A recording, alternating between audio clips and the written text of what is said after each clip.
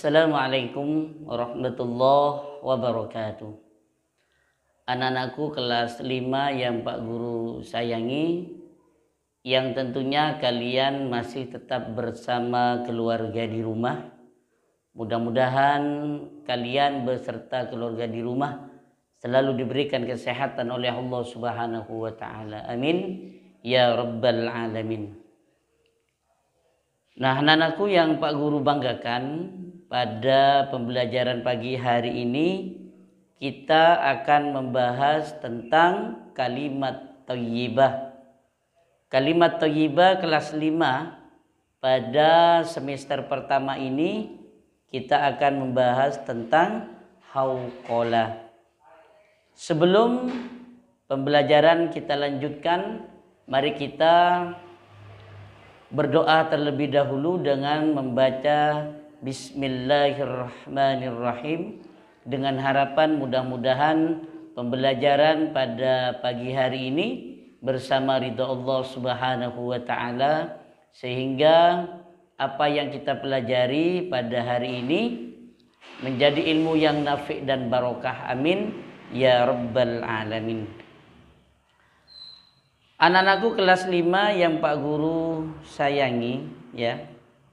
Adapun tujuan pembelajaran yang akan kita bahas pada hari ini, Pak Guru berharap agar kalian dapat memahami tentang bacaan hauqalah, makna yang tersirat di dalam bacaan hauqalah serta artinya, dan juga waktu yang tepat kalian membaca hauqalah, dan juga kalian dapat menyebutkan, menjelaskan manfaat atau hikmah membaca hauqalah, sehingga kalian dapat mempraktekkan dalam kehidupan sehari-hari, yaitu membiasakan untuk membaca kalimat thayyibah, khususnya kalimat hauqalah, yaitu la haula wala quwwata illa billahil aliyyil azim. La haula wala quwata illa billah, artinya tiada daya dan tiada kekuatan illa billah, kecuali daya dan kekuatan datangnya dari Allah Subhanahu wa taala.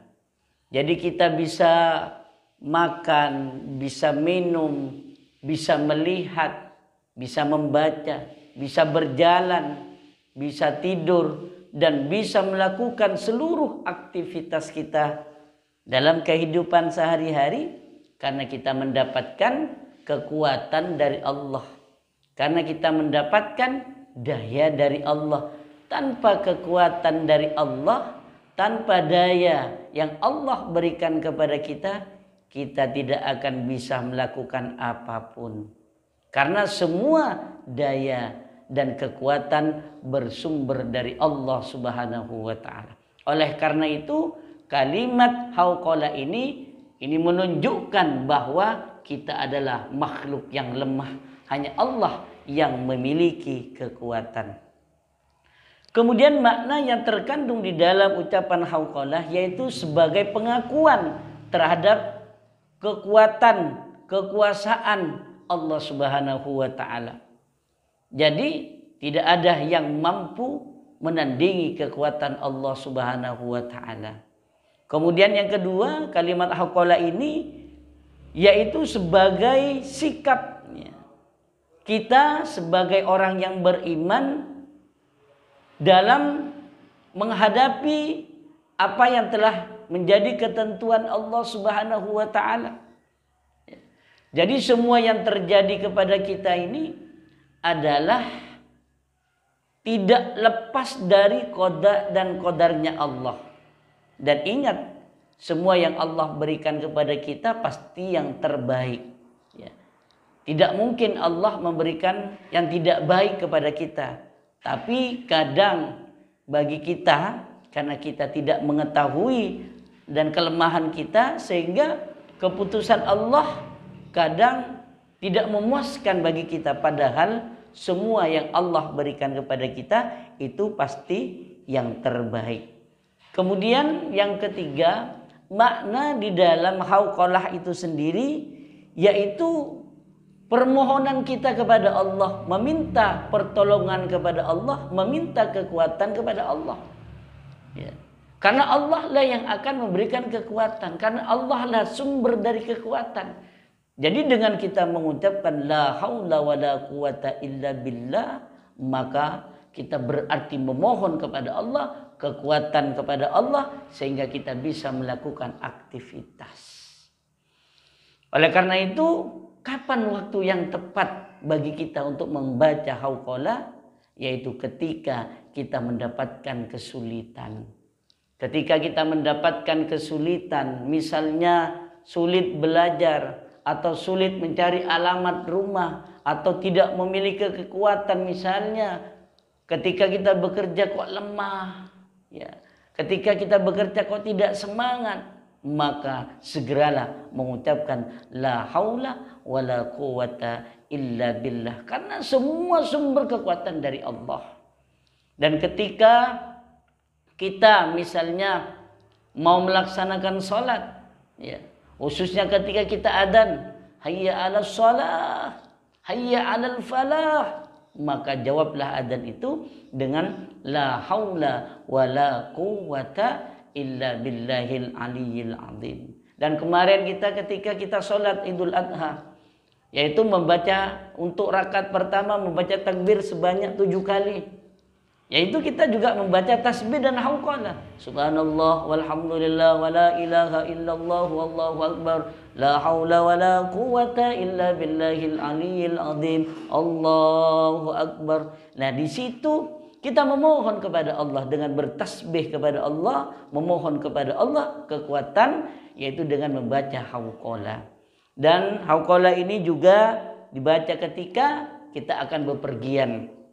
Oleh karena itu ketika kita akan bepergian, supaya kita dijaga oleh Allah Subhanahu wa taala, diselamatkan oleh Allah Subhanahu wa taala sebelum berangkat, maka berdoalah terlebih dahulu, yaitu dengan doa bismillahi tawakkaltu 'ala Allah la haula wala quwata illa billahil aliyil azim. Insyaallah kita akan selamat sampai tempat tujuan.